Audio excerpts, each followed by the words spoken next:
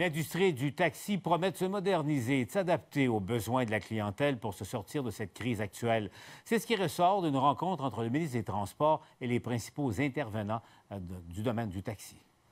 Ils étaient tous présents à cette rencontre convoquée par le ministre. L'industrie du taxi, celle du tourisme, les chambres de commerce, les aéroports et même l'opposition politique. Le but, trouver des solutions aux problèmes qui affligent l'industrie du taxi. Transport illégal, sécurité, propreté, fiabilité, tarification. Désormais, les choses vont changer pour les clients. Le gouvernement peut poser des gestes, mais je vous le dis très franchement, vous avez, vous aussi, des actions à entreprendre. Je salue d'ailleurs les initiatives comme celle du regroupement des propriétaires de taxis de la capitale, une application mobile couvrant tout le territoire de Québec, une répartition par GPS et un virage vert avec de plus en plus de véhicules hybrides.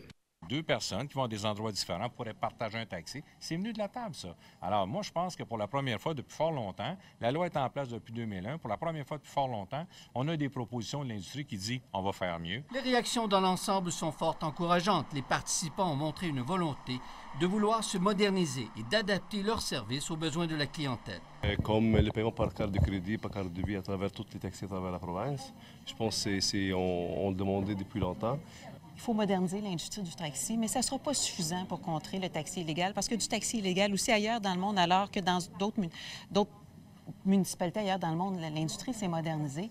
Il fallait continuer à combattre l'illégalité du BRX, parce que ça n'a pas de bon sens.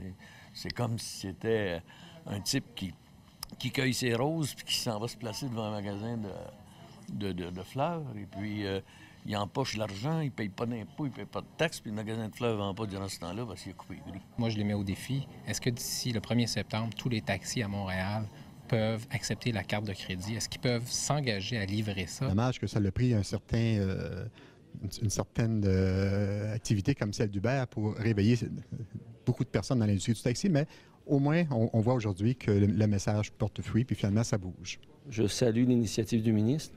On est là pour électrifier le transport par taxi, si possible, le rendre plus écologique, ce qui pourrait être à l'avantage aussi des chauffeurs et de l'économie du Québec. Le ministère va poursuivre sa consultation jusqu'au mois d'août. Les nouvelles dispositions pourraient s'appliquer dès l'automne prochain. Charles Faribault, TVA Nouvelles, Montréal.